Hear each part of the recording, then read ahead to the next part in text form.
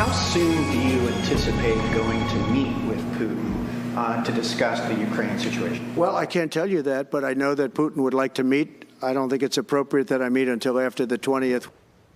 All right, so President-elect Trump says he hopes to meet with Putin within the first 6 months of taking office.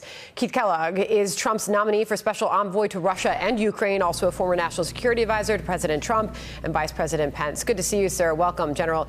Can you tell us anything about what you've discussed with the president-elect or forecast what that meeting might look like to us? Yeah, Sandra, thanks for having me. The answer is no. But I'm not going to, get in any conversations I've had with the president or any of the team out there. But I do know this, that he wants this war to end. It's carnage, and he knows it's a tough one. He said that yesterday in his press conference, but he's committed to it. And then when you look at it, I know I'm on the clock. Sort of goes back to the NFL draft days when the Atlanta Falcons are on the clock. Well, I'm on the clock, and he's on the clock as well because he wants to end it as quickly as he can. Because when you look at the damage, when you look at what's happening within Ukraine, and just the casualties alone are enormous. The Russian casualties, the Ukrainian casualties, the damage to their cities. This is a war that needs to end. And I think he can do it in the near term. I really do have a lot of confidence in his ability to actually get to a position where this war is actually over.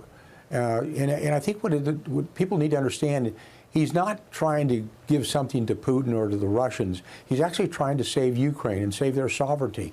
And he's going to make sure that it's equitable and that it's fair. And he said that repeatedly, both when Zelensky met him in Trump Tower and when he said it on his press conferences. So I think, I don't want to divulge anything that the president says or doesn't say because he speaks for himself.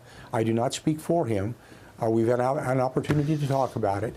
And we'll have more after the 20th of January when he's officially the president, not president-elect. All right. In the meantime, you mentioned that news conference yesterday where he said a lot. In fact, he, in this moment, blames Biden's mistakes in the negotiation for the war in Ukraine and says this. Yeah. A big part of the problem was Russia for many, many years, long before Putin said you could never have NATO involved with Ukraine. Now, they've said that. That's been written in stone. And somewhere along the line, Biden said, no, they should be able to join NATO. Well, then Russia has somebody right on their doorstep, and I could understand their feeling about that. But there were a lot of mistakes made in that negotiation. Your reaction, General? Well, I think he's absolutely right. I think the biggest mistake that President Biden made is the fact that he's never engaged in any conversations with Putin. I mean, he hasn't talked to him in over 2 years. He needs to talk to him. That's one great thing the president does, is the president does talk to adversaries and allies alike. And he knows it's a tough one, but he actually knows you need to talk to people to get to an end state, and that's what he's going to do. So what we'll set the conditions for the president, and then he'll eventually get to a position where he'll be talking to President Putin and also President Zelensky as well.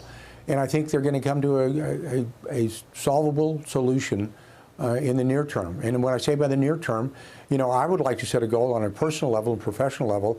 I would say let's set it at 100 days and move our way back and figure a way we can do this in the near term to make sure that this solution is solid, it's sustainable, and that this war ends and so that we stop the carnage. And I think that's going to be very, very important to do. It's going to be important for our national security.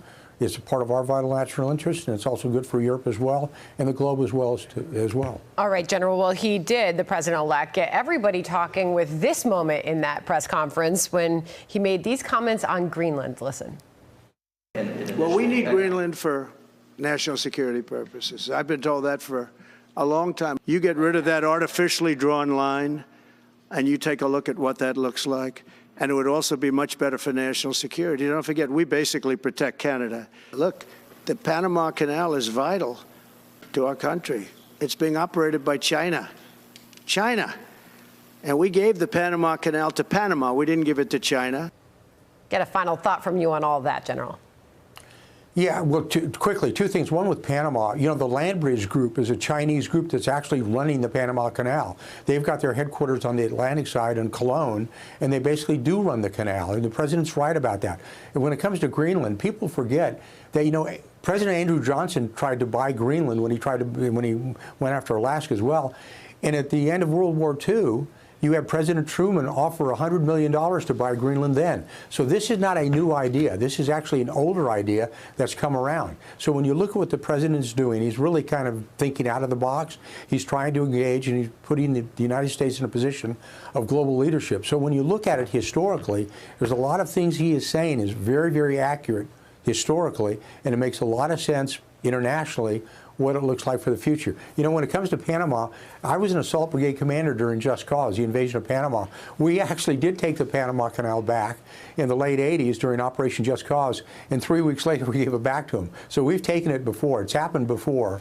And I think his point about the Chinese running the canal is a good point, because over 70% of the commerce that goes through the Panama Canal is in fact American. So it is in our vital interest, in our vital national interest, that that canal stays sovereign.